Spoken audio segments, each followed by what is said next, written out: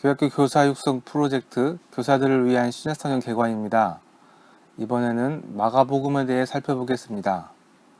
마가복음은 예수님의 생애를 기록한 사복음서 중에 가장 적은 분량의 책이며 요한이라고도 불리는 마가의 기록입니다. 마가복음의 예수님은 섬김을 받으러 오신 것이 아닌 섬기러 오신 종의 모습으로 그려지고 있습니다. 부지런히 사람들을 섬기시며 십자가로 향하셔서 고난받고 죽으심으로 사람들을 사랑하신 최고의 희생과 사랑을 보여주고 있습니다. 마가복음의 저자는 바나바의 조카이며 베드로가 아들이라고 표현했던 마가로 보입니다. 마가는 로마식 이름이고 요한은 히브리식 이름입니다. 베드로와 함께 동역하며 주로 베드로의 증언을 통해 예수님의 이야기를 기록했을 것으로 추측됩니다. 예수님과 제자들이 최후의 만찬을 했던 마가의 다락방이 마가의 집이었던 것으로 보아 부유한 가정 환경이었던 것으로도 보입니다. 삼촌인 바나바를 따라 바울의 1차 전도 여행에 동행했다가 중간에 포기하고 혼자 돌아와 버리는 연약한 모습으로 바나바와 바울이 심하게 다투고 헤어지게 만든 원인을 제공하기도 했었습니다. 그러나 나중에 바울이 마가를 나의 일에 유익하다라고 말한 것으로 보아 다시 좋은 관계로 화해한 것으로 보입니다. 마가복음의 기록 시기는 다양한 의견이 있습니다. 만약 사복음서 중에 가장 먼저 기록되었다고 한다면 주 50년 전쯤이었을 것이고 일반적으로는 주 53년에서 60년경으로 보고 있습니다. 그리고 만약 가장 늦게 기록되었다고 한다면 로마의 대화재 이후인 주 67년경일 것입니다. 기록 장소는 로마로 추정됩니다. 아마도 베드로가 로마에 투옥되었을 때 기록했을 것으로 보입니다. 마가복음의 기록 목적은 예수님이 하나님의 아들이심을 설명하고 있습니다. 예수님을 모르는 사람들에게 예수님이 하나님의 아들이시고 종의 모습으로 사람들을 사랑하고 섬기셨음을 증거합니다. 그리고 로마의 고난과 순교 핍박 속에 있는 이방인 그리스도인들을 격려하기 위해 쓰여졌습니다. 하나님의 아들이신 예수님께서도 너희가 똑같이 고난받고 십자가에 죽으셨다는 사실을 통해 극심한 핍박 가운데 있는 성도들을 위로하고 있습니다. 마가복음의 특징을 보겠습니다. 마가복음은 사복음서 중에 가장 적은 분량의 책입니다. 마태복음이 28장, 누가복음이 24장, 요한복음이 21장인데 마가복음은 16장으로 가장 적은 분량입니다. 그리고 마가복음은 다른 복음서와 많은 내용이 중복되고 있습니다. 마가복음 내용이 공간복음서인 마태복음에는 95% 중복되고 누가복음에는 65% 정도 중복되고 있습니다. 총 678절 중에 약 30절 정도만 독자적인 절로 나와 있습니다. 또한 마가복음의 특징은 마가복음의 수신자들이 이방인들이었기 때문에 달리다금, 고르반, 에바다 같은 히브리어와 아람어를 헬라어로 번역해서 기록했다는 것이 마가복음만의 특별한 부분이게 되겠습니다. 그리고 마가복음에는 이방인들에게 생소한 유대인의 관습을 설명해주는 내용들을 발견할 수 있습니다. 유대인들에게만 특별한 이 관습이나 규례들은 이방인들에게는 생소할 수밖에 없었을 것이고 이것을 설명한 내용들이 책에 나오고 있습니다. 그리고 또 특이하게 마가복음은 예수님의 말씀이나 가르침보다는 행동 중심으로 기술되어져 있습니다. 전체적으로 전체 내용이 최종 목적지인 십자가로 예수님께서 빠르게 이동하시는 예수님의 행적을 따라가고 기술하고 있습니다. 원어의 유세오스라는 단어, 곧, 즉시, 바로라는 이 뜻을 가진 단어가 총 42번이나 나오면서 글 자체가 아주 급하게 움직이는 이런 예수님의 이동을 잘 보여주고 있습니다. 또한 다른 말씀들에서는 찾아보기 어려운 푸른 잔디, 닭이 2번 울기 전, 당돌이 등 이런 세부적인 내용을 생생하게 표현한 내용들을 볼 수 있는 것이 또 마가복음만의 특징이라고 하겠습니다. 그리고 마지막으로 마가복음은 예수님의 고난받는 모습을 자세히 기록하고 있습니다. 예수님께서 시험 받으실 때 들짐승들이 함께 했다는 이 1장의 말씀은 맹수들 앞에 있는 성도들의 모습과 매칭이 되고, 또 예수님이 귀신 쐈다고 오해받는 모습은 여러 오해를 받고 있는 성도들의 모습과 매칭이 되고, 또 가족들 중에 고발자가 나온다는 말씀도 주위 사람들에게 배신을 당한 성도들의 모습과 매칭이 되면서 이렇게 마가복음은 똑같이 고난 받으신 예수님을 통해서 같은 또 고난 가운데 있는 성도들을 위로하고 있습니다.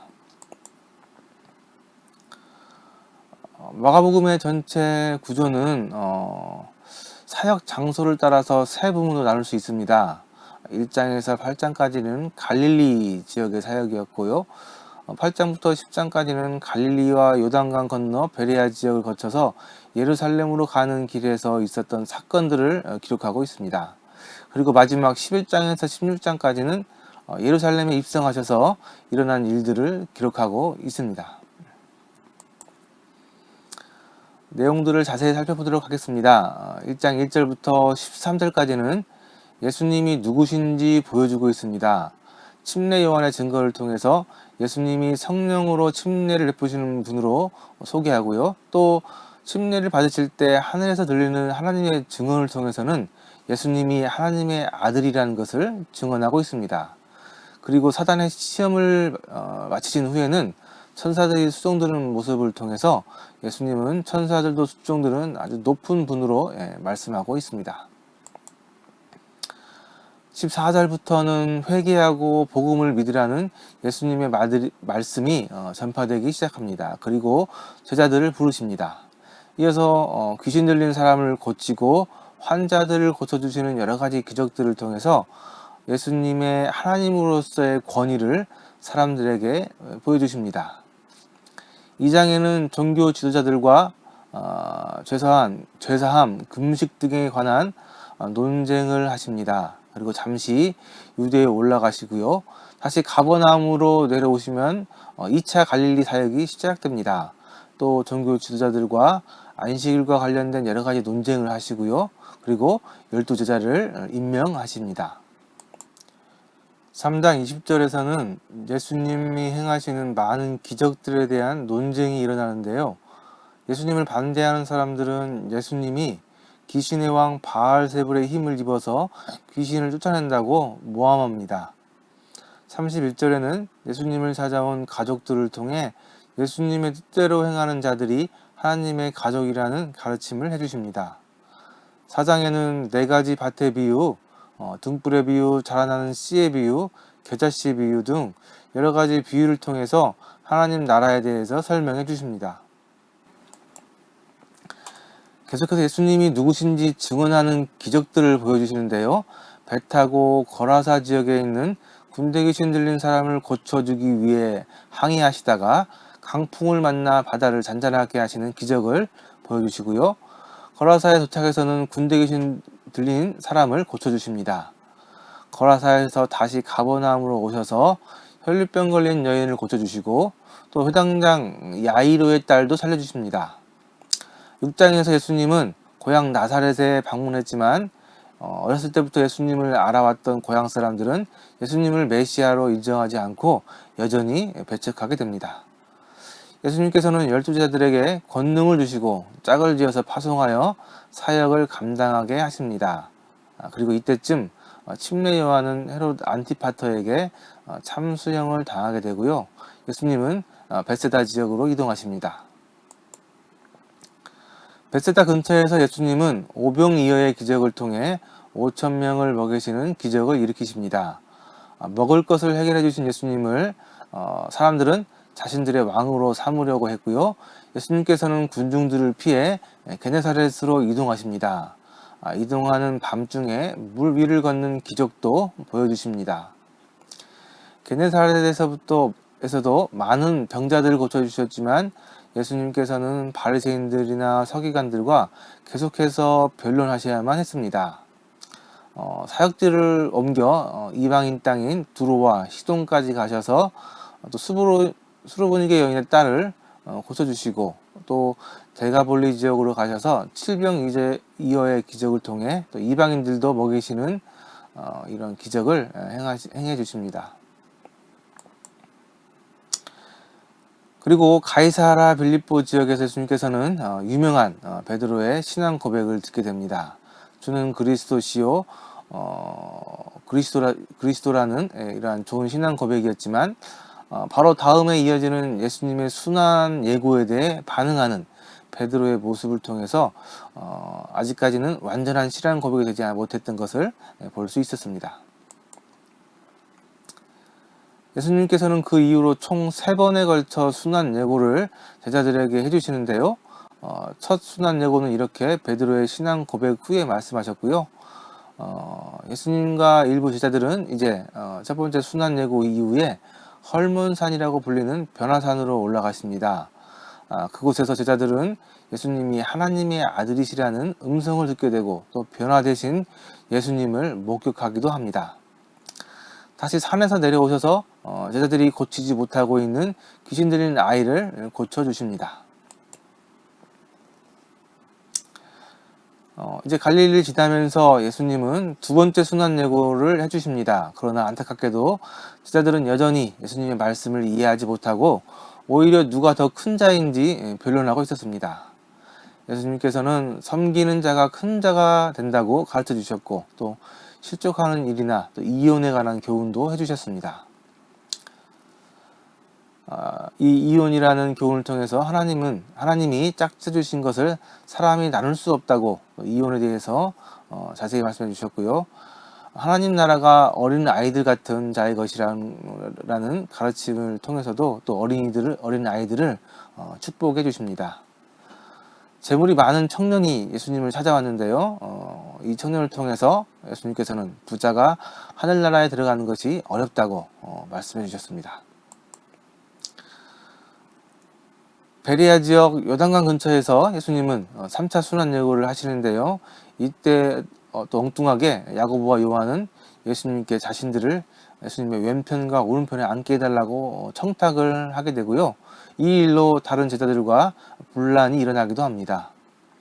그리고 여리고에 이르러서 예수님은 소경 바디메오도 고쳐주십니다. 드디어 11장에서 예수님께서는 예루살렘에 입성하십니다. 예루살렘의 입성을 일요일 날에 하셨고요. 다음 날 예루살렘 성전에 들어가셔서 또 들어가시는 길에 잎만 무성하고 열매가 없는 무화과 나무를 저주하기도 하십니다.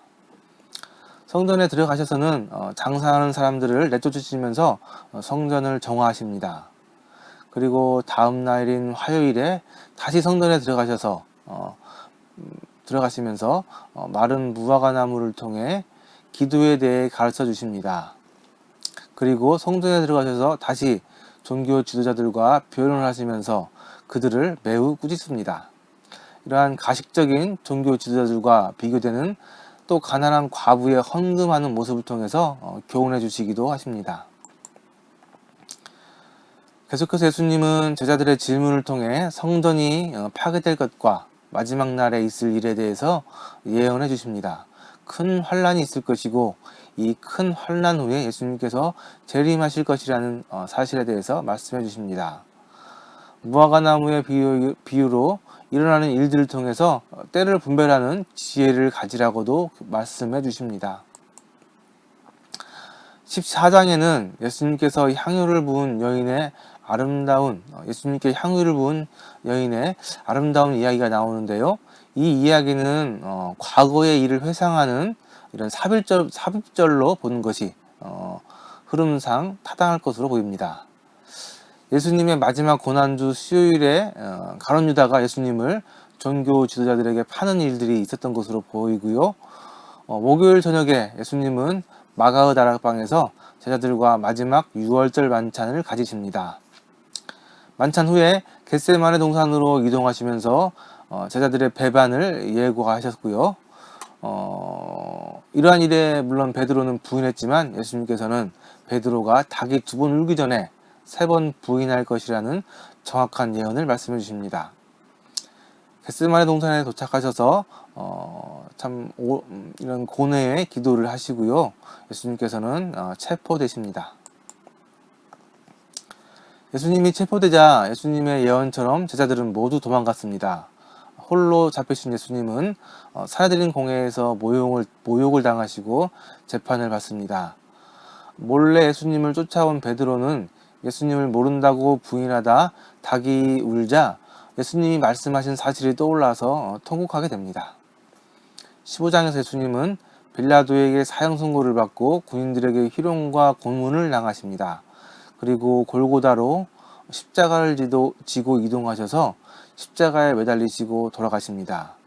15장 39절에는 오히려 이상하게 이방인인 백부장의 고백을 통해서 예수님이 진정한 하나님의 아들이셨다는 놀라운 고백을 하게 하시기도 하십니다. 공회원이었던 아리마대 사람 요셉의 무덤에 장사되게 되시고요. 16장에서 예수님은 안식 후 첫날 새벽에 부활하시고 마리아와 제자들에게 나타나십니다. 예수님은 마지막으로 온 천하에 다니며 만민에게 복음을 전하라는 마지막 지상 명령을 하시고 하늘로 올라가 하나님 우편에 앉으십니다.